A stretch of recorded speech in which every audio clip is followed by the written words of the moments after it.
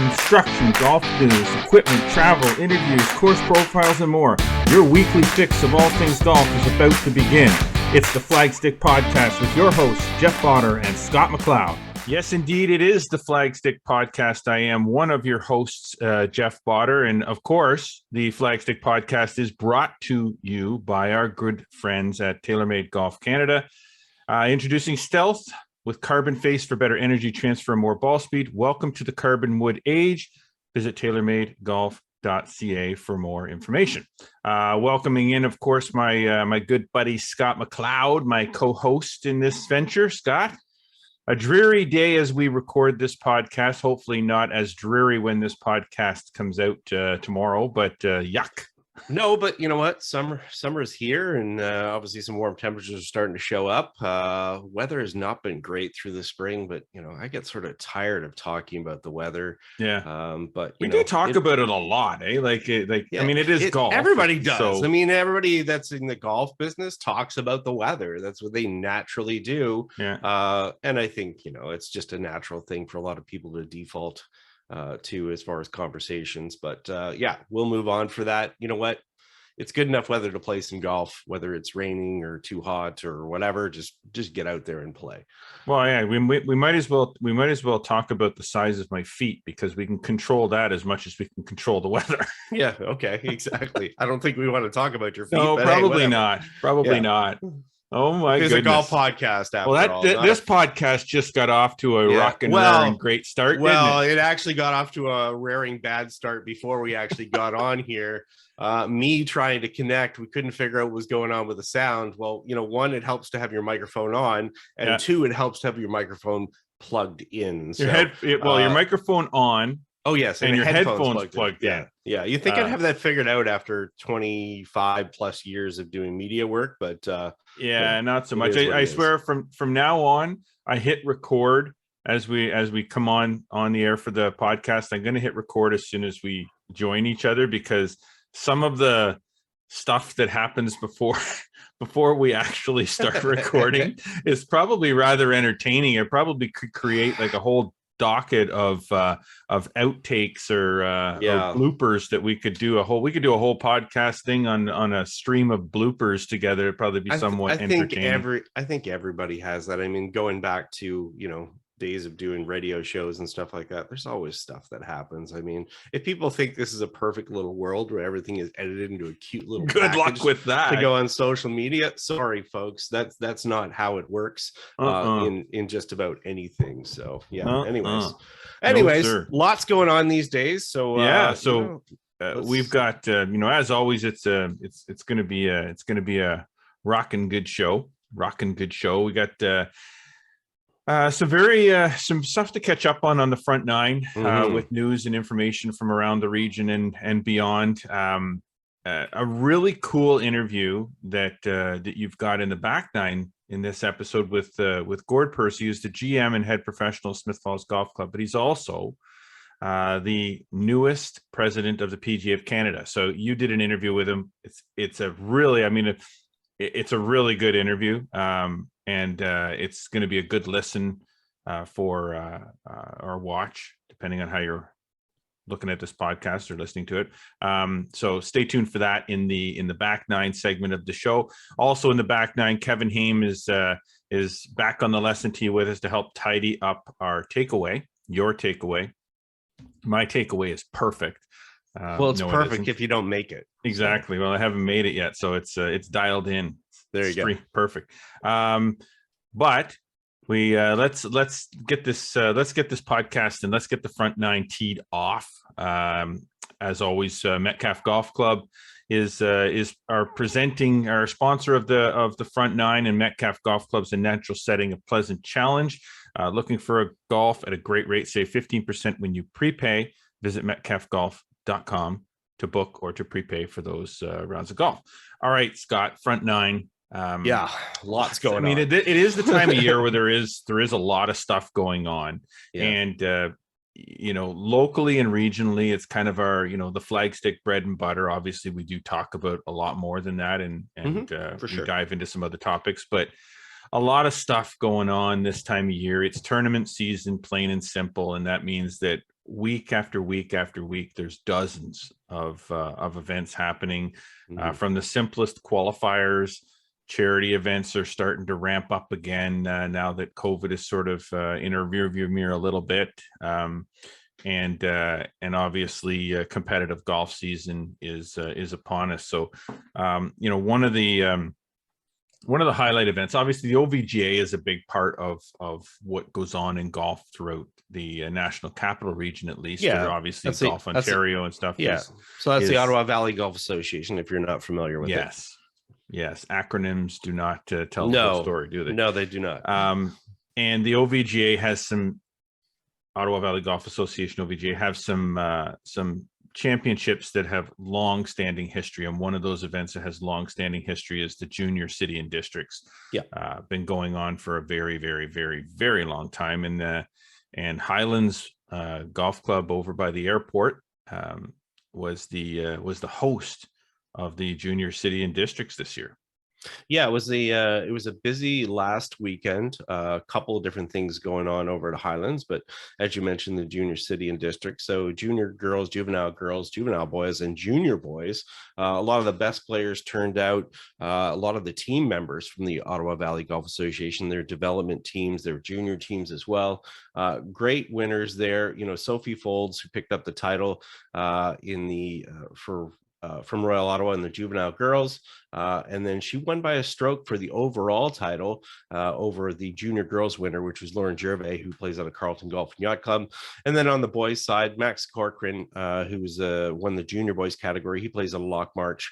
He also won the overall title in a one-hole playoff over Isaiah Ibbett of Camelot Golf and Country Club, who was the juvenile boys winner. So great to see that turnout there. Again, it's the premier event as far as the junior circuit in the region for the OVGA, and certainly those players there that have won those titles have a lot of them have gone on to a lot of success. So good to see. And also as well, there's more qualifiers that are happening at the exact same time at Highlands. So that included part of it. We can dive into that a little bit as well, if you like. Sure. Yeah. Let's get into that in just a second. We should note that the OVGA, we'll call it Junior City and Districts, is not. Well, I guess it isn't Junior City and District, but there's more to that to come. Obviously, the Pee Wee and Bantam divisions. Right. I kind of lump all that together. Junior golf is junior, juvenile, Pee Wee, Bantam. It's still all junior golf. They're still all junior golfers by definition, but categorized. It's kind of like we're all minor hockey players under the certain age, but you're categorized, right? Pee Wee, Bantam, midget, novice, whatever. So the Pee Wees and Bantams still have to play. Now they're the younger ones, but this is, what's so important to note here is with these championships is these age groups, these junior golfers, this is the future of competitive golf. This is we look at the city and district men's and the city and district ladies and seniors and so on, and we look at those as like the premier elite level events, and they are, but the more important ones are the ones with the younger kids that are coming up into those, just getting into those men's ranks, where if we don't have that down there, then we don't have these major championships for men and women up above too. It's so important, especially with the girls side of things. Seeing the level of competition and the number of participants is extremely important. Yeah, and the big thing there is that this is the early exposure to competitive golf. And while I see a lot of golfers taking part in clinics here and there, some golfers are sort of afraid to take on competition and to go out and play, and they should realize that everybody else is in that position at some point. So there's a lot to be learned from it. It's not about going and everybody has high scores. I mean, you look on the tours, players that are some of the best players in the world will shoot scores that are normally high for them at some point. There's nothing to be embarrassed by that. Things happen, golf happens. It's going about there and getting comfortable, getting used to that competition. So the more that we see golfers turn out for this, and rightly, I guess people should, be interested and maybe get their kids, kind of signed up for these and at least enter them in it, and they get a feel for it. You're right. That creates the foundation and works their way up as far as providing a base. Like we're talking about, obviously the Play Junior Golf Tour as well. Yeah, I was just going to say, like, PGA, everything within this district, those are providing competitive opportunities. But people have to understand is that, you can't sit there and complain about not having competitive opportunities for your kids to play if you don't sign up and play in them, because the events need support as well for them to keep happening, and for associations and other groups and sponsors to put effort behind this. So it kind of works together. It's a catch-22. But anyway, so what's happening right now, as well as, the reason why there's a little bit of separation here is that these events now are qualifiers as well, and they work their way up for other events that are, in the province or, at the provincial level, and so forth. So, yeah, you're right. The Pee-wees and Bantams, it would be great to see a huge turnout. Those are going to take place at Rockland and Rivermead on July 3rd and July 4th. I believe you still can get signed up for that. So if you have kids that are of that age, definitely for that city and district championship, you'd be surprised. They'll go and try it. They might find it super, super fun, and they want to do it. And yeah, there's some great opportunities there for them. Cool. Now we're talking about the qualifiers. There is another qualifier, a qualifier component of what happened at Highlands as well. If you want to touch on that right now. Yeah, so the the Ontario Junior Boys Championship, their U19, held a qualifier at the same time that was happening at Highlands during the when the city and district was going on, and there was also a separate Ontario Men's Amateur qualifier that was going on as well, which is nice to see. These Ontario Championships, obviously, if we go years back, players used to have to go to down to Kingston or to Belleville or whatever to qualify for these provincial championships in Ontario. Well, we're blessed in Ottawa that we have access to both Quebec and Ontario as far as competitions. And, it's nice to see these Ontario amateur and junior qualifiers happening in the Ottawa area. So 13 players qualified for the junior boys, the U19 from the area, and then 8 other players qualified for the Ontario men's amateur. Now we've got all those names up on Flagstick.com if people want to go there and check it out as far as those qualifiers. But congratulations to those successful qualifiers who, will move on to those respective provincial championships. Yeah, obviously we don't want to get into reading laundry lists of no of names. I mean, I know it's nice to hear your name and see your name in print when we did that, but now you can go online and see your name, and all that stuff is up at flagstick.com.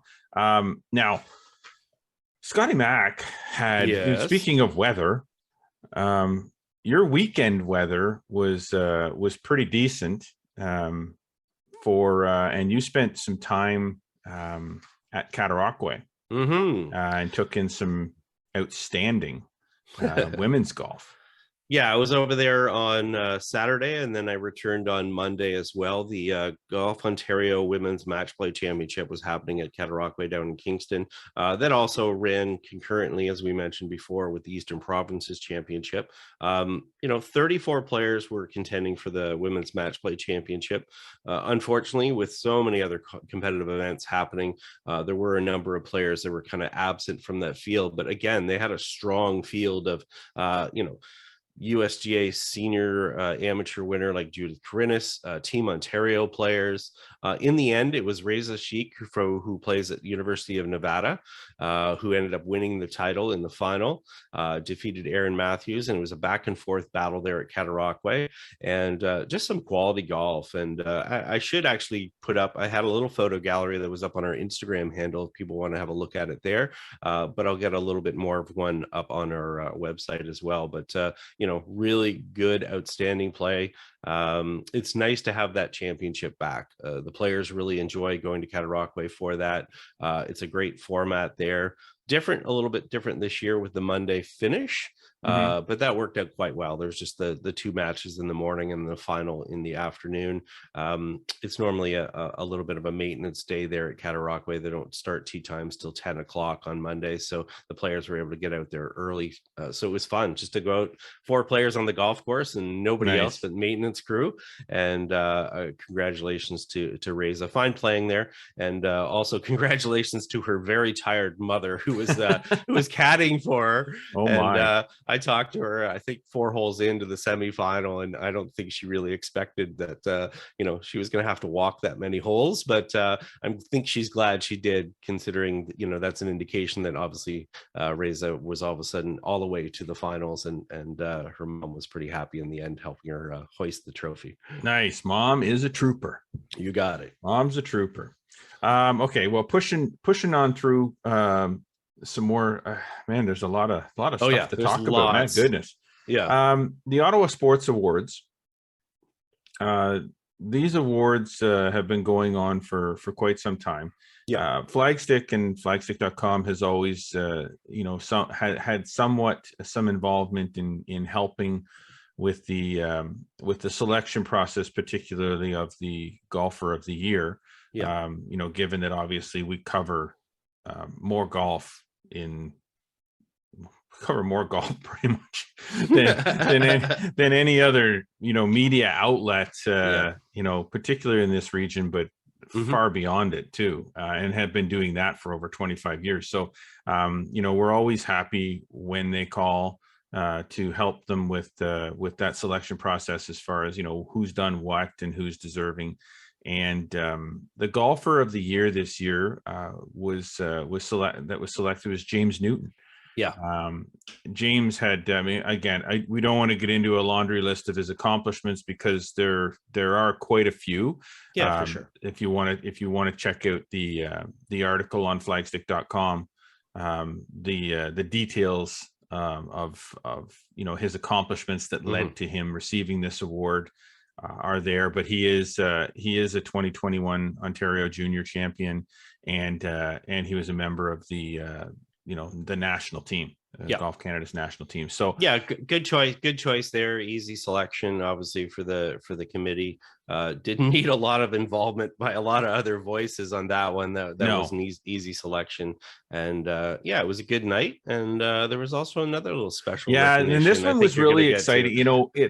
I'll tell you, and we may not get to everything on this list, because totally we're getting into some sideline topics, but I got to tell you about this one. The one thing is that we've been doing this for 26 years. We're in the 26th year. And you've been involved since day one, even though, you weren't on staff. Quote, full time involved since day one. Yeah. Joe Mclean, who's, everybody knows Joe. I mean, I honestly think people know Joe more than they know me. Joe has been involved in golf in the region, which seems like forever. Whether it's from initially being simply a director with the OVGA, a tournament director, archivist, past president. So I mean, this is somebody that and devotes their time, has devoted his time and his energy to Flagstick and what we do for years, covering golf tournaments, heavily involved with the PGA of Canada Ottawa zone for many years, still does the starting on the first tee of most of the flagstick.com Ottawa PGA Players Tour events. He's created multiple historical books for many golf courses, that are celebrated big anniversaries. I mean, Joe, and we do all these things year after year after year. We do them because we love what we do. Yes, the business of Flagstick is a business, and yes, the goal is to be profitable and make money, and so that, we can make a living doing this. But for somebody particularly like Joe, it's not about, it's not about a big salary. It's not about a big payday. He's retired now, and he does this just because he loves being around it and involved in it and talking to the people and seeing the people. And we never ask for recognition. We don't really want it necessarily. It's great when it happens, but we've never really asked for it. But some people are deserving of it, very much. Just because of what they've done in their lives and how much they've touched the game of golf. And I hope at some point down the road, when Hall of Fames are discussed, that Joe's name pops up for something like that as well. But the Ottawa Sports Awards recognized Joe with a special recognition award at this year's Ottawa Sports Awards dinner and ceremony. And I cannot, I mean, I know you have some things to say too, but I cannot express enough how deserving this individual is, and how proud I am of everything that he's accomplished and everything that he's done for us and for me personally. Beyond just Flagstick, Joe is a friend, and his wife Paula. There's few people in the world like Joe. We need more people in the world like Joe, but there's few people in the world like Joe, and to see him get recognized in this fashion, it's outstanding. It's amazing, and it makes me really happy. Yeah, you know what? It's deserving because he does it because he cares. There's not a motivation, as you said, from a financial standpoint. It's not a motivation to be recognized or anything. It's to leave the game better than he found it. And his involvement is such that, and he also wants to bring the joy the game has brought him to other people as well, and encourage that. And I think he knows, and I think all the other players that have met Joe over the year recognize that as well, is that he's influenced how they see the game. And that's important. And as you said, need more people like Joe that are caring about the game, that are doing things very selflessly. They're not doing it with ulterior motives.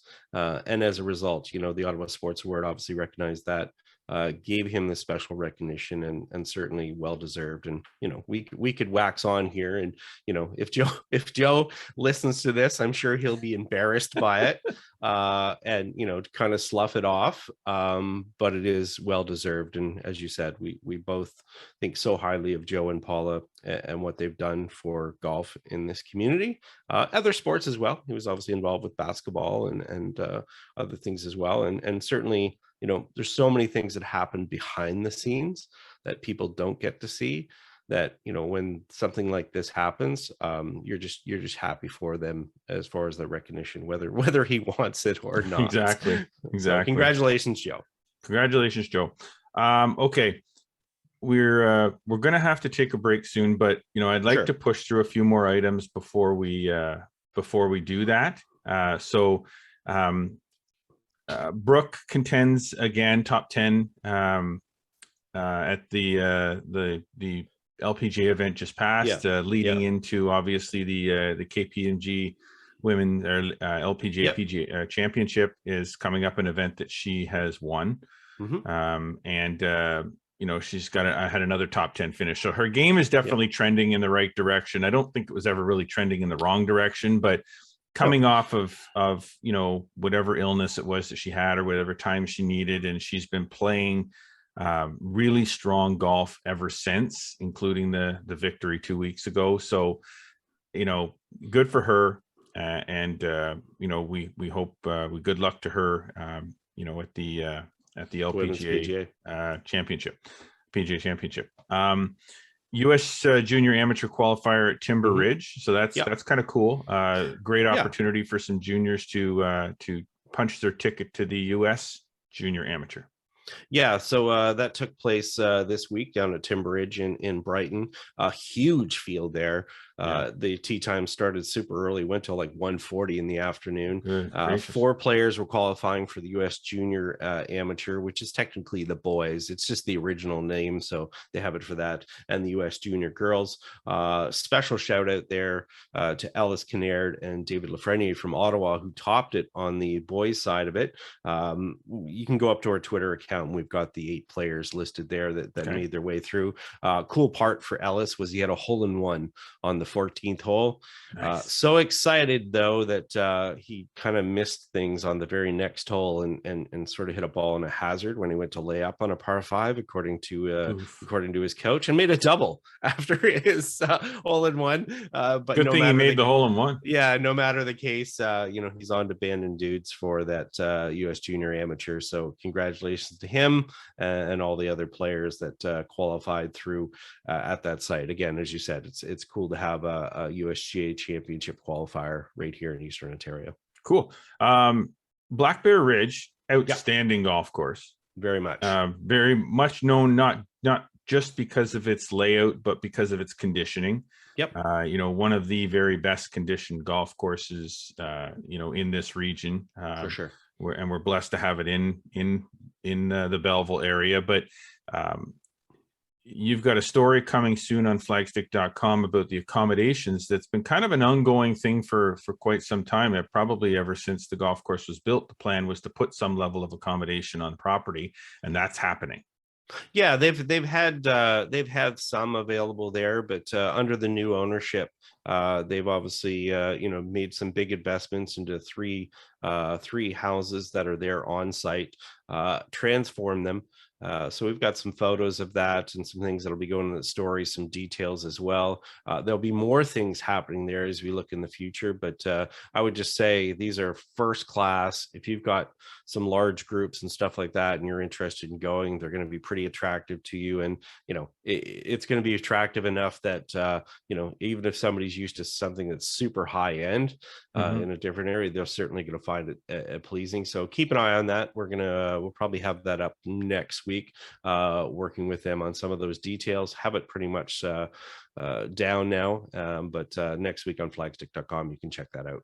Cool. And Great Lakes Tour event was also in Belleville. Yeah. Major wind. Oh boy. Major wind. That was on event, that weekend. Yeah. Somebody had to win. There was still some good golf played, but Right. goodness gracious, having to play in those kinds of conditions is always difficult. But the event happened, and they had a winner. That's good. Which is great. Second playoff hole with a birdie. Yeah. Mark Casulo. Yeah. Was the winner on the second playoff hole with a birdie, and for the Belleville Open on the Great Lakes Tour. So awesome. Good. I guess survival of the fittest, right? Yeah, 60K wins on the Saturday. That's there. Insane. So it was a pretty big fight, and Casillo and one other player were the only two to break par on the Sunday, which would obviously had heavy wind as well. So but again, nice win there, and always good. That was at Trillium Wood. Always good to see any type of pro golf visiting the area. So lots of action in Belleville this past week. It seems so. Yeah. A lot of stuff going on. Yeah. Something. Okay. So one last thing before we pop out for a little break. Yeah. I'm excited about this. Yeah. As it appears. You might. It appears as though my first round of golf of the year is going to be at the Ottawa Hunt Club. Of all the, I don't know how I work this out. I'm gonna have to do something to get out this weekend to play or hit a ball, because there's no way that I'm making my first round of golf. It's going to be a media day. It's not. I know, but scoring. There's no leaderboard. You're not competing against the tour players. No, and with any hope, I get to play with you and Joe, so that at least the level of embarrassment and how bad I hit the ball is going to be limited. But yeah, the CP Women's Open is having their media day, which generally media days do precede some big tour events, and especially like this one. Obviously, it's a little ahead of the tournament, but for sure, I'm excited about it. I'm excited about getting out and seeing the golf course for the first time in a while. I'm excited about playing. I'm excited about possibly playing with you and Joe and whoever else they shame into playing with us. But I'm also excited to hear during these media conferences and media availabilities that day. I'm excited to hear what they have planned, for the event coming up. And obviously, whatever happens there, whatever information we're given, we're going to pass on and share through flagstick.com and on this on this show following that. Obviously, generally we do record on Tuesdays, but we might delay next week to make sure that we have some follow-up from this event. We'll see. It's exciting. We'll try and get some audio there as well. Last time they had the media day before the event was there in 2017, we did interviews with Lori Kane and Brooke Henderson, who are CP ambassadors. They're both going to be on site next week, and so hopefully we can get a chance for a little bit of one-on-one time with them. Some clips. It's always busy. There's obviously going to be lots of media there, so you kind of have to fight for some time, but we'll see what we can do. And then obviously Ryan Paul, who's the tournament director, he's given us some sneak peeks already, what we should expect at the CP. They're going to give some details of what their plans are, including the rink, which is a very popular element of the RBC Canadian Open. We're hearing that is going to make an appearance at the Ottawa Hunt and Golf Club at the end of August for the event. So lots more details on the way from that media day, and we'll share that with you next week. Awesome. All right. That was a heck of a front nine. It was, but lots of good stuff. And I know we pushed through a lot of it. There's lots of good stuff that we had to talk about, and still lots of good stuff left to talk about. So we're going to take a quick break. It might be noted that we're not wearing hats today. For a change. When we come back, obviously we're going to head to the lesson tee, and Kevin's going to help you tidy up your takeaway, because mine doesn't need tidying. And we have that interview that you did with Gord Percy, who's the new president of the PGA of Canada. And that's right after the break. So don't go anywhere. We'll be right back.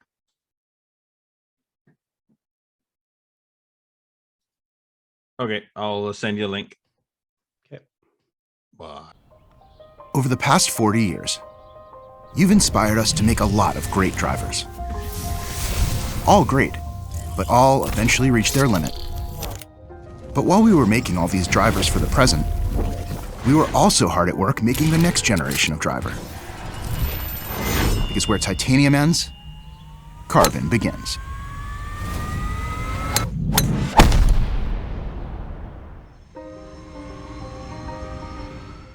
Well, welcome back to the Flagstick podcast.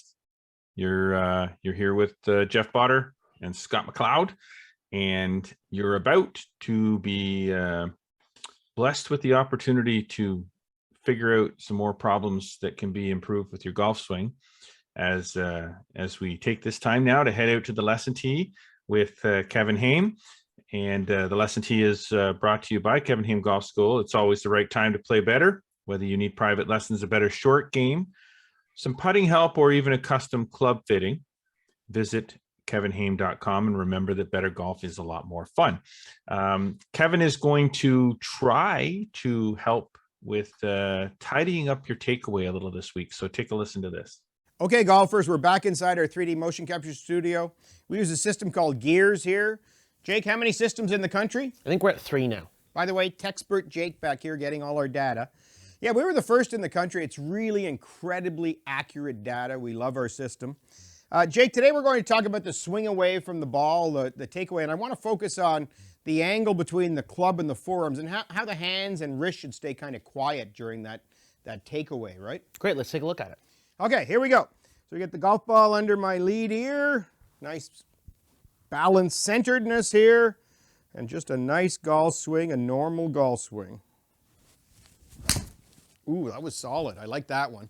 Good shot. Yeah, that came off the middle of the face with a little heat. Okay, so let's go. Jake, can we show now that angle between the club and my lead forearm? Yeah, absolutely. So here you are at address. We can see that 139.5 number. That is the angle of your forearm to your golf club. So it's showing us the angles of your forearms and wrists at address and how that relates to the golf club. How is that, Jake? It's pretty typical, I think, right? That 139.5 number? Yeah, that number will change a little bit based on your height and your posture angle, but we're well within the range that we would expect to see. Okay, let's swing me back so the club's kind of near my trailing knee there and have a look at that and see what that looks like. And yeah, so as you begin to turn your chest and swing the club away from the ball. I love that. It looks really swingy. Yeah, by using your body rotation, we can see that that angle has extended a little bit. There is a weight to the club head. So the club will tend to set your wrist down just a touch. Oh, it's actually increased a bit. It's down. It's at 144 now. So as I swing the club back past my trailing leg, it actually pulls down a little bit of ulnar flex in that wrist, right? It pulls the wrist down a little bit. Agreed. And then as you begin to swing the club to what we would call 9 o'clock in your takeaway, your wrists begin to set a touch. And all of a sudden, we're at a very similar position to where we started. Yeah, so I now, love that. So as I swing back and the club gets to waist high, what is that angle from my left or my lead forearm in the golf shaft? What is it, Jake? 138.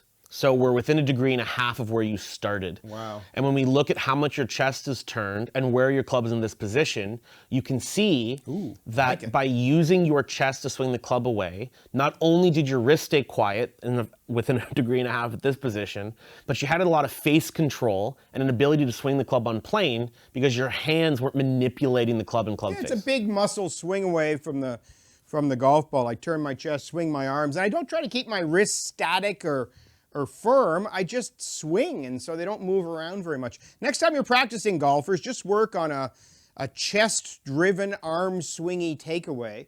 Just think, quiet hands and wrists, and I bet you start hitting better golf shots. Absolutely. Okay. I can see it. Maybe my golf swing does need a little tidying up on the takeaway, and that may just help. Yeah, I mean, obviously Kevin and Jake are making use of gears there to measure what's happening with the wrist angles in the takeaway. And, as they mentioned, a lot of people get very active in the backswing with a lot of extra components and extra things going on in their takeaway. And certainly what happens in that backswing really sets up what is going to happen in the downswing. So, pay attention to that stuff, people. You mean how you start impacts how you finish? Oh, maybe just a bit. All right. Well, as always, we're grateful that we have Kevin and Jake, available to us to help do these tips for us week in and week out on each and every episode. So we're looking forward to what happens next week. But in the meantime, head to the range, and you don't even have to head to the range, but tidy up your takeaway. Yep. Okay, Scott. We now enter into the official back nine of the podcast. The back nine is presented by Golf Sim Gurus. Work on your golf game all year round in the privacy of your own home. Custom golf simulators, setups built to your specs and your budget. Visit golfsimgurus.ca to learn more. You had an opportunity to sit down with a really good friend of ours that we've known, Gord Percy, who we've known for many, many years, going way back to his amateur days. 30 years, junior days. It's crazy. Like the amateur days, back at Rivendell in Verona, Ontario. And but Gord has come a long way. Yeah, for sure. And it was announced that Gord had been announced as the 47th president of the PGA of Canada. And you had an opportunity to sit down with Gord and have a little Zoom chat and get a little more insight from him. And why don't you just set that interview up, and then we'll go to it. Yeah, we just, we covered a few different things, as you'll see there, but, a little bit of his background and how he got to the position that he is now, obviously at the, as the GM and head professional at Smith Falls Golf and Country Club, and working his way into doing things with the board at the administrative level with the PGA, working into that at the national level. And now, what his role is with the PGA of Canada, and also how he sees that role going forward, and maybe what he sees the future is for the PGA of Canada under his tenure. And I think if people will find it interesting, if they don't know Gord, I think this will really show what he's like from a character standpoint, and how good of a leader he will be for the PGA of Canada during his term as the president. All right. Well, without any more delay, let's have a listen with that interview. All right. Well, welcome back to the Flagstick podcast. And we've got a special guest today, somebody we've known for quite some time here at Flagstick, been a previous columnist, a longtime friend of the magazine. Gord Percy, welcome to the Flagstick podcast. Hey, thanks, Scott. Yeah, it's always exciting to do stuff with you guys. And you've always been there when I started right out, I think kind of the first year I got into it, you guys were getting your magazine going too. So it was, it's been a lifelong connection, I guess. Yeah. It has. We've run parallel for quite some time. You know, you're in your 26th year now as a PGA professional. We knew you when you were an amateur. You're now the general manager and head professional at Smith Falls Golf and Country Club. We'll establish that. But more recently, you were installed as the 49th president of the PGA of Canada. First off, congratulations on that. No, thank you. Thank you. It's exciting. Yeah, I mean, you know, just overall, you know, let's talk a little bit about your pathway to getting there. Maybe a lot of people are not familiar with, you know, sort of that position and what it encompasses, but, you know, how you got to where you are and how you maybe quickly got into the industry and progressed to getting involved with boards and, you know, looking at being involved with sort of the governance side of the association. Right.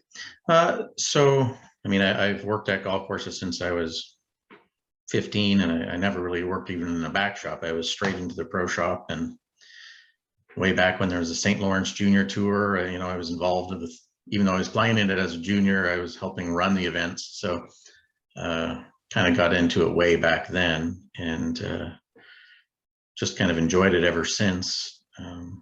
I really got involved with the PGA of Ottawa board when I was working with Kevin Haime, and he got me involved a bit, and I was captain then, and we did some things, Clubs for Kids tour and some stuff like that. And then, you know, I was on that in 2 different stints. And then actually we had Derek Sprague, who's a past president of the PGA of America, up as a guest to play in our member guest at Carleton. And, you know, I spent 2 days with him, and I think at the time he was the vice president. And, you know, it got me interested in maybe looking at the National Association in Canada, and because, you know, everything needs to improve. And I think at that time, the association maybe was in a downward trend in terms of its importance and its respect level, even amongst its own members. So I think things have really improved the last little while, and we're on a good trend. And so that's what excited me to get involved and get onto the executive and to the path to be president. Yeah, it's been a long-standing association. If people are not familiar, it was obviously founded in Ottawa, you know, early part of the last century. So it's been around a long time, and there's been ebbs and flows, obviously. And the association is important. I mean, it is the way that, you know, all the members are sort of glued together, and you know, they kind of work together to, you know, kind of have common goals and so forth.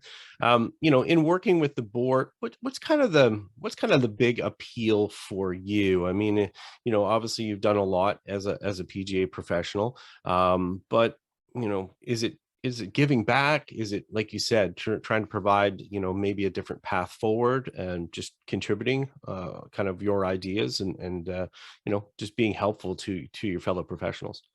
I think it's all of that. It's important to me, I think, to help our fellow professionals a lot. I know everybody's busy, and sometimes people don't have time to put forward to do this kind of stuff. But it's something that's important to me, and you know, I think I'm a very good listener and can develop ideas and things quickly. Yeah, they always say that as soon as I start speaking at a board meeting, you better be listening, because it's something serious is about to come up. So yes, you choose your words wisely. That's for sure. Yeah. So yeah, I think I'm just good at getting things done too. You know, yeah, I think I'm good at organizing that, and yeah, and I think you know, people respect me enough to know that I'm going to do what's best for everybody, not, you know, personally or for a selected group per se.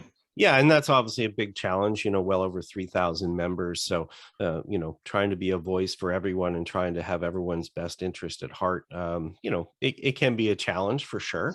But obviously, you know, shaping the future of the association is very vital. Are there certain things that you've seen maybe in the past that have been weaknesses for the association that you would like to see change in going forward? Yeah, so I joined the executive 4 years ago with that really in mind, because that's where a lot of the work is done. And at that time, we had hired Kevin Thistle, which I think was a good change of direction for us. It was just a time for a different type of voice and different type of leadership, I think. I think we've gotten away from being member oriented, and we're thinking more of too much as a global association instead of a member association. And I think Kevin's helped that a lot. I think there's still lots to do, but I think we've made it more affordable for younger professionals. I think we've made it easier to obtain that education, and if they have the drive to do it. I don't think it's easy to do. It's just it's more accessible and more, you're able to do it more on your own time, maybe sometimes. So those are big things. But I think we really now have a strategic plan going forward that we worked a lot on in the last 2 years. And the diversity inclusion task force was, we had a lot of recommendations from it, but a lot of them are very easy to implement. Sure. But that was a really great experience. We worked for 11 months hard. I had way more meetings of that than I had any other meetings combined. So, and it was with people from all over the world, which is interesting. And, I really started to learn how the PGA of Canada is respected around the world. I think even our members don't realize, that we're the second oldest association and third largest in the world. And people listen to us, and they want to meet with us, and often they look at us as a leader. So, that's important for me to continue that. And yeah. Now, there's some different challenges, obviously, in the industry. It's a busy industry, but, we also have some labor shortages, just like a lot of other industries and things right now. You mentioned getting more people involved, and that continues to be a challenge to get people involved in the industry. What would you say would be some of the benefits of why, a young person should be or would be attracted to this as a career? Because obviously you've made a career of it. Myself as a PGA of Canada member as well, very proud to be a member and doing it in a different aspect. What do you think the big strengths would be, and that should attract them more than anything? Yeah, I think, looking at it as a truly a lifelong career. I think a lot of people get into different ideas thinking that they'll change work or who they work for, or the style of business they'll work for 10 times over their lifetime. And right, it's a decision you have to make early on in this, and it takes some dedication, but man, it's forever. We see our own members, as you know, and I get notes from past presidents, and even at our AGM, Sam Young was there, and he said, I'll see you later. I have to go teach some lessons this afternoon. Well, he's 86. Like, it's amazing. So it's a different kind of business in that sense, that you'll be doing it forever. Yeah. But I think it's good for you, because as you probably know, I think too many people retire so young now that they don't know what to do with themselves. So, I think that's the biggest thing. The biggest challenges are, I think, two things is wages for sustainable wages that are fair for everybody, and kind of that work-life balance. As much as we want people to work hard, it's not fair to ask people to work 60 hours a week. And we won't retain people if we do that. No, it's not it's not sustainable in any sense. So, part of that, I think, is now our educating and working with our other stakeholders, the owners and even the superintendents, and just so that we, and the Managers Association, just so we're kind of all getting more on that idea. That's a big thing for the PGA of America right now. We're lucky that we have some access to their studies and things. And when they have so many people in their association, they can get good numbers, and work-life balance is their number one concern, more so than wages. But I think wages, especially regionality, there's some areas where we really got to try to help and improve that. Yeah, and that would reinforce the entire industry, because I mean, obviously, if people are willing to stay at clubs because they've got a position that is comfortable for the fact that they're getting paid fairly, they're doing good work, but they also want to have some loyalty to that facility. That actually helps the facility long term, and it helps the whole stability of the industry as well. So that's a big task, as you said, and you've got to work with a lot of the stakeholders. What do you feel then, as the PGA of Canada president? I mean, how much of that do you think you can actually get done even during your tenure, or is it a matter of just starting down that road so that you can kind of shape the path of where things go? Well, I think it's a bit of both. Again, I think it's something I'll probably have to only be able to start, right. But I think there's people in all of our stakeholders in positions of power now that are very familiar with the PGA of Canada, and I think that we're getting better relationships with them. And Kevin has already started to help with that, but I think that we need to press them a little bit and make them understand those benefits for the clubs. And I think that that's what gets their attention. Is the bottom line and the success of their facilities. And we've got to do a better job of making them understand how important the pros are to that long term and short term, of course. Yeah.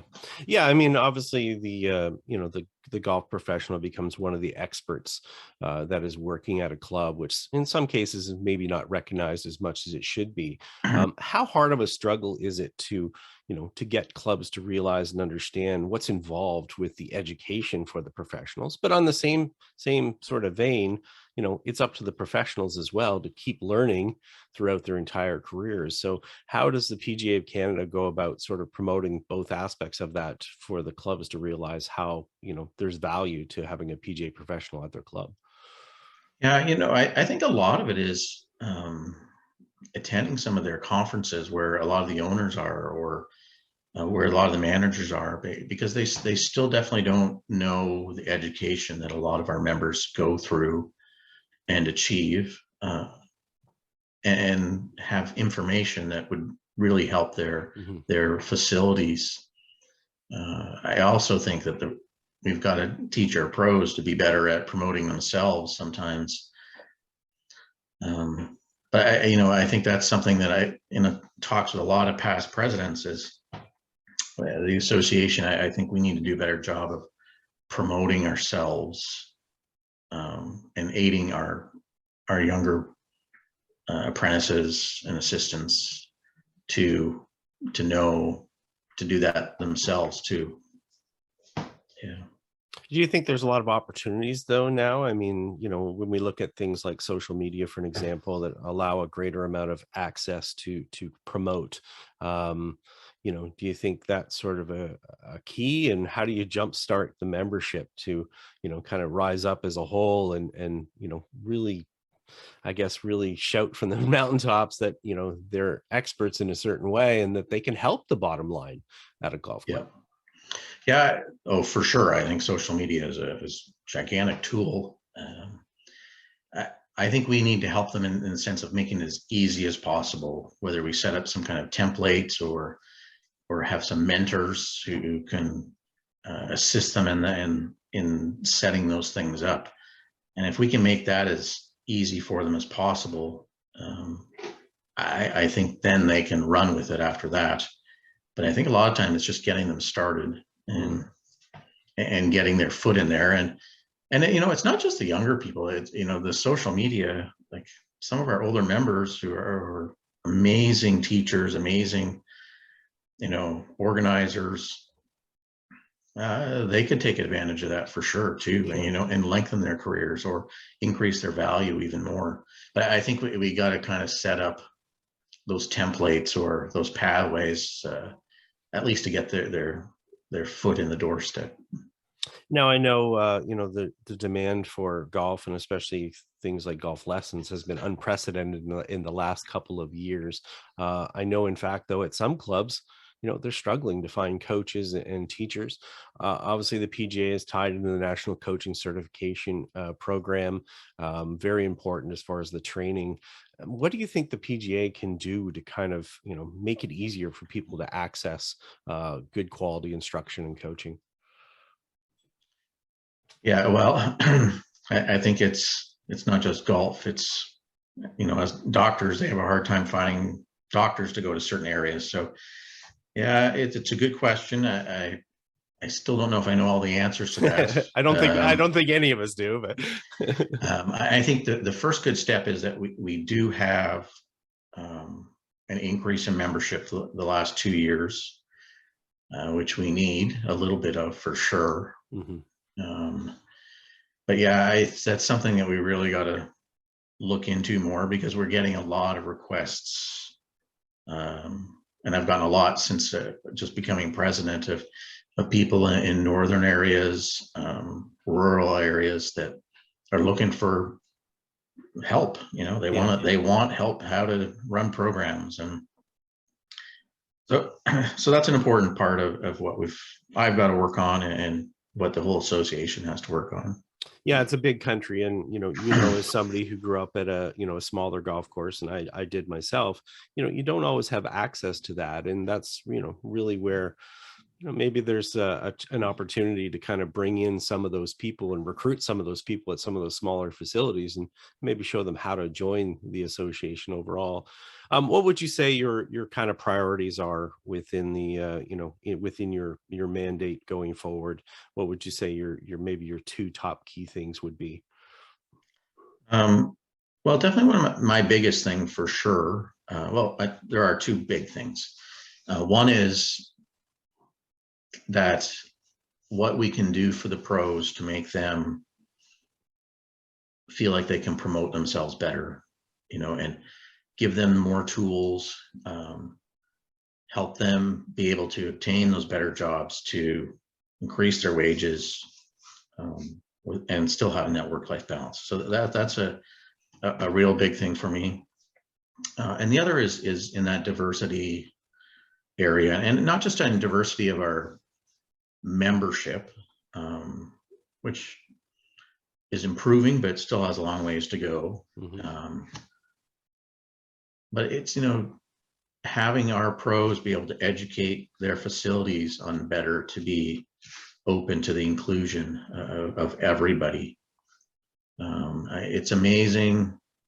It's you know, you go to a men's night, or they need some education for sure at some of these places. Like it's not always the most welcoming atmosphere for employees or for potential golfers to join, even though they might be having fun. There's usually people being excluded. So, you know, so it's important with me that. Do you think that's just been a bad culture in general with golf? Is that, you know, we've gotten used to certain things and we've become accepting of that, whereas, you know, that's pretty myopic. We're not looking beyond that, and, you know, we can strengthen the game by looking wider instead of looking narrower. Yeah, oh, for sure. And you know, COVID has been a great benefit to golf, and it's brought a whole bunch of new people to golf. But if we want to keep them, we're going to have to work on that. It's just not as simple as here's a golf course and come play. There's a lot of other things to do now, other than golf, right? So we've got to make it as attractive as we can to everybody. And gosh, Canada's diversity as a whole is just so ever changing compared to what it was a decade ago. Right. It's really, really different. In certain regions, it's unbelievable. You know, things are changing a lot. So we've got to get our members to change, and then help their facilities change to, you know, in a sense, be more successful and be a fair and better place for everybody. I like it. Well said. One last thing here. Obviously, your introduction as the president, the 49th president, was done by your daughter, Paige, which I thought was incredible. And Paige and Ethan, who's your son, have been very important to you and important to you as far as, your life in the industry. How special was it for you for Paige to be, providing that introduction? No, it was great. I know she's really proud of me. She likes the association a lot. She worked for me when I was at Carleton.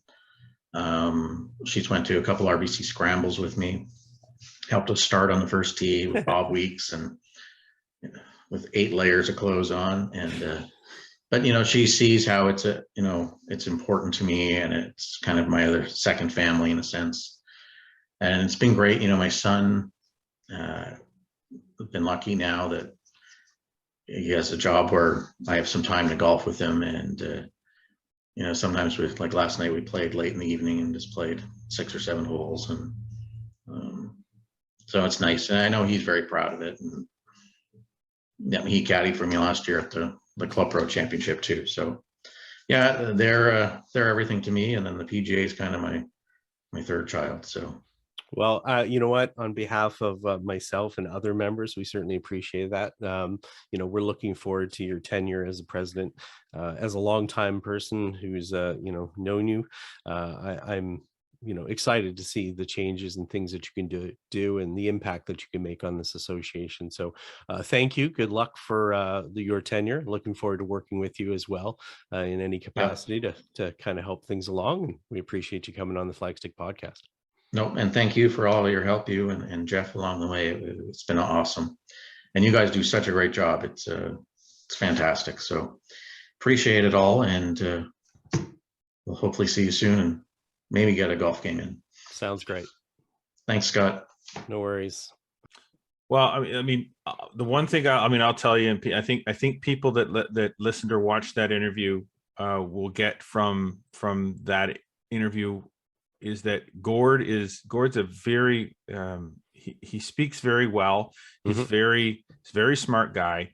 Yep. He gets his point across of what it is that it's just some people that get into the roles of presidents in a figurehead role. Not necessarily a role where they actually want to accomplish anything. It's just and I'm not saying that that's the case with the PGA of Canada. I'm just saying generally speaking, there are people that don't really want to accomplish anything. Yeah, there's people that fall in love with the title, right? Exactly. It's clear with Gord that there is a sense of pride in having this role, and there's definitely a plan that he has something he wants to accomplish while he has that title.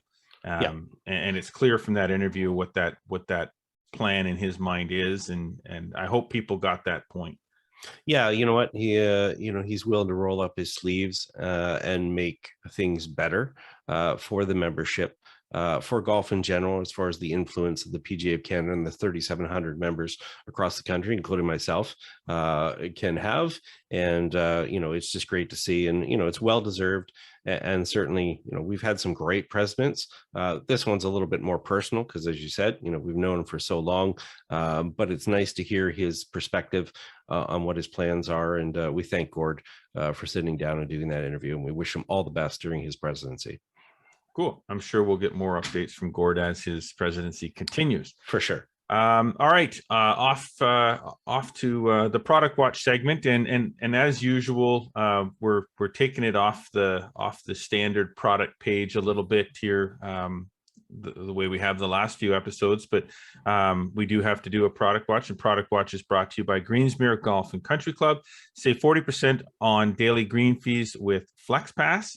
For only $425 plus tax. Visit greensmere.com for more info on the FlexPass.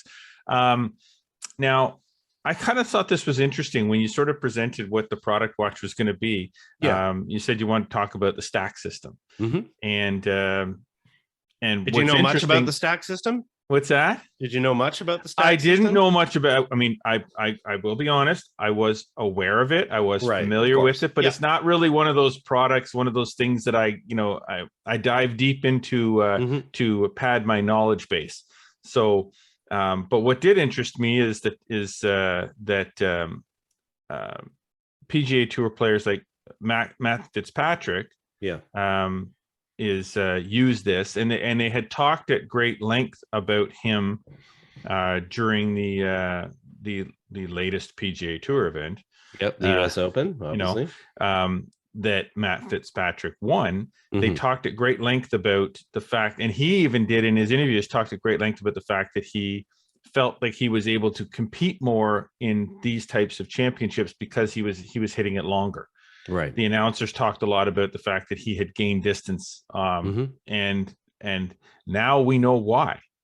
So Yeah, why don't you dive into this, because this is definitely more your area than mine, but yeah, definitely. The product is one of the contributing factors, but as you mentioned, Matt Fitzpatrick sort of made a decision that he needed more length in his game if he was going to compete at the highest levels of the game. And he was already a multiple-time winner in Europe, but hadn't done anything over on the PGA Tour side of it. And then within majors, again, had been a contender, but needed some extra tools. And one of those extra tools was having more length so that he would be closer to the greens and have a chance to get the golf ball closer to the hole as far as proximity wise.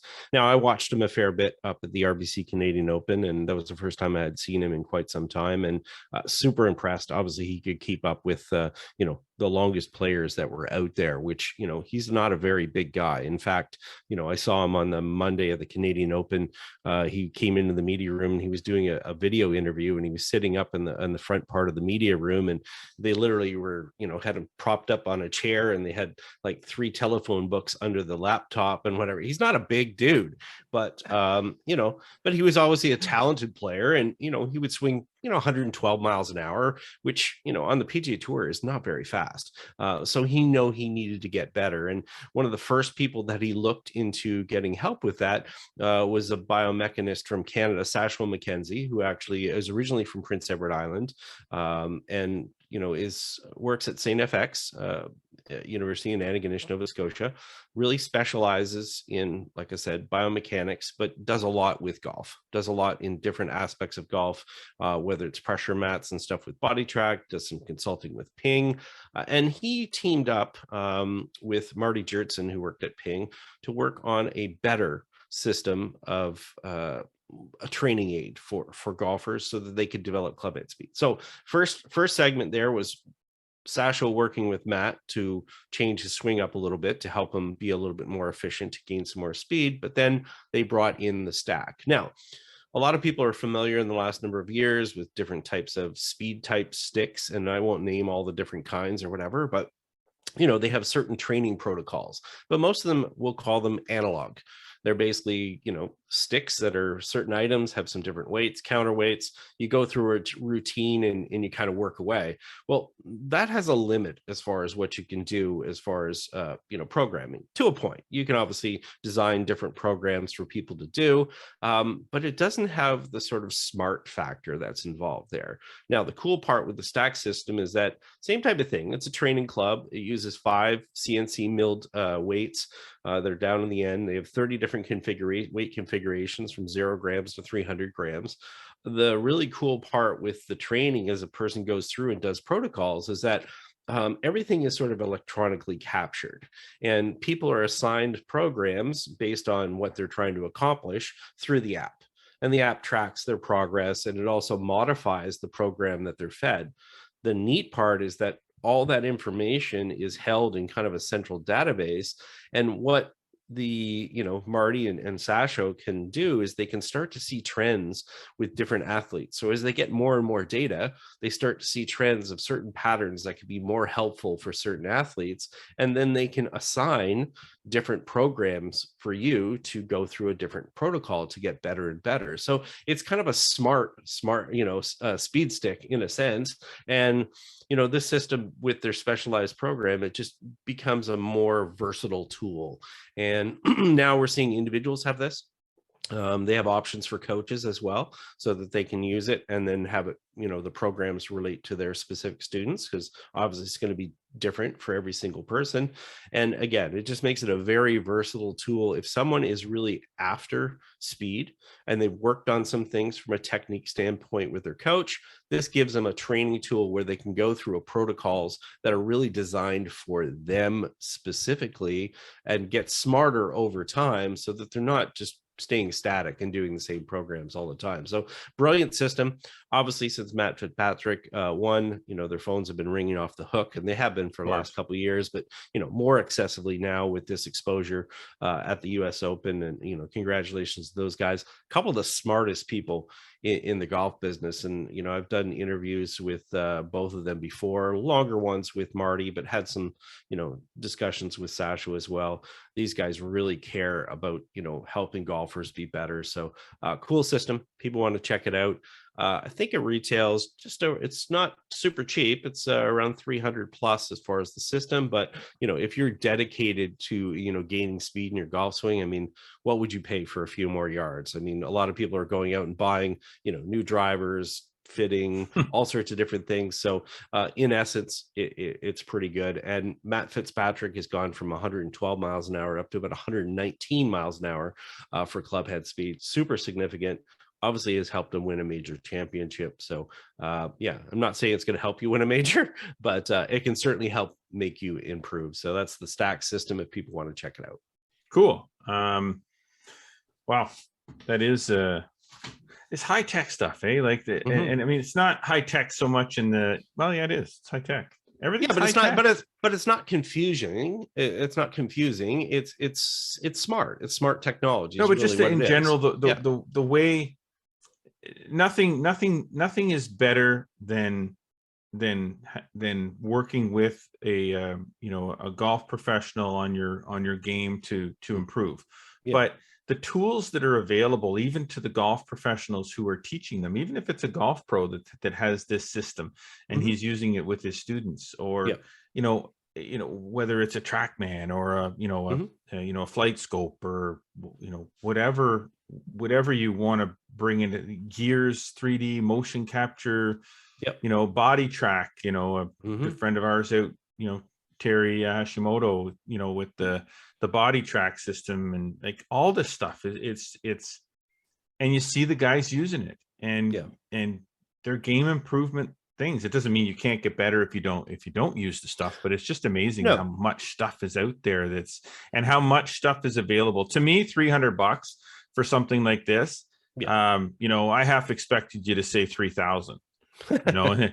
Just because when you describe it, it seems so so in depth and so detailed that it's like, okay, well, this thing's got to be a couple grand or more, I'm no way I'm spending that. But $300, I mean, spend $300 on coffee in a year.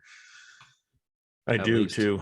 At least I do probably spend more than $300 on coffee. A lot of people do, and I'm not surprised. But yeah, you know what? There are some great tools out there. Used properly, they can certainly help you improve. And there's no sense in using technology from the 1960s to get better in 2022. It's $349 American is the price. Doesn't seem. I mean, it's a lot of money, but it doesn't. It's not a ton. Yeah. So don't be afraid of it. Go get one. Yeah, there you go. Go get one. That's a great way to somewhat close off another episode of the Flagstick podcast. We do just want to touch on a couple of things quickly before we walk away from another episode. The Flagstick 2-ball is the field is continuing to build. And I know this is not the only place that people are hearing about the Flagstick 2-ball, but those that are hearing about it either, on this podcast, and you're sitting there thinking, oh, I'll just wait. I strongly advise you to not wait. This is going to be a really fun, competitive event at the Brockville Country Club, September 10th and 11th. I mentioned, as always, it's a Flagstick event. It's going to be, a really good experience. There's a decent very decent registration package. We are adding sponsors and items to that registration package. This is generally what happens is generally we do have a baseline of what the registration package is going to include. And then as the event gets closer and closer, we get more and more companies that want to be involved in these events, and the items that we add to the registration package start to increase. Recently, we've just added Sundog eyewear. Everybody's familiar with Sundog eyewear. You can buy it pretty much at any pro shop and golf retailer. But Sundog Eyewear Canada has come on board as a sponsor, and we will be providing every participant in the tournament with a pair of Sundog eyewear golf glasses. There's about 5 or 6 different models that you'll be able to choose from, and we're hopeful the representative, our good buddy Roy, is planning on coming down to do the sunglass fittings, if you will. So that's one new addition. The other addition is that obviously people are aware that we have the Flagstick head covers, limited edition Flagstick head covers. Well, we specifically earmarked a select number of those to hold back for this tournament. And we're just announcing now that every participant in the Flagstick 2-ball will be getting one of these PU leather Flagstick limited edition driver head covers. They're awesome. They look great. And so now, on top of other things that are in the registration gift, which we don't like to give it away, because I'm going to tell you right now, we don't like to make this about, oh, I'm going to play because of look at all the crap I get. That's not, not crap. Exactly. Stuff, swag. It's going to be a really good registration package, but we don't want you entering just because of that. You're already getting an amazing value for your entry fee. 2 rounds of golf at Brockville, dinner, snacks, practice range balls, experience. It's going to be a lot of fun. Prize table, hang out with us. Get to hang out with us. I mean, what's better than that? To be honest with ourselves, the main highlight is being able to just hang with Scott and I for a weekend. So you're already getting an amazing value, and on top of that, you're going to get a really good registration package. And as 100%. We get closer and closer, we're going to announce more pieces to that registration package. But those of you that wait are the ones that are going to miss out, because by the time we tell you what the last item in that registration package is, the tournament's going to be full. Keep in mind, the Flagstick Open, while it had has a 10-year history, sold out in 3 days. We didn't even really get a chance to announce what was in the registration package before it was sold out. Now, 2-ball is going to be a little bit longer because there's a lot of time between now and when it happens, and people tend to not make those commitments. But I'm telling you right now, if you wait too long just to see what you're going to get, you're not going to get in, and you're not going to get anything. So get to flagstick.com.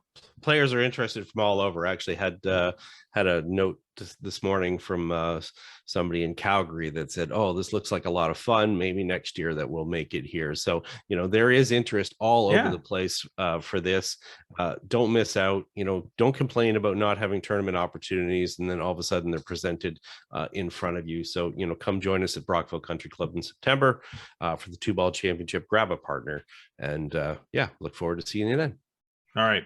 So that is it for another episode of Flagstick Podcast. I want to thank our sponsors, Metcalf Golf Club, Golf Sim Gurus, Greensmere Golf and Country Club, Kevin Haime Golf School, and of course, again, this week, our presenting sponsor, TaylorMade Golf Canada. Check out the new stealth line of golf equipment at taylormadegolf.ca, and welcome to the Carbonwood age, people. Hopefully, you are enjoying what you're hearing and listening and watching. Be sure to follow us across all of our social media platforms, Instagram, Twitter, Facebook.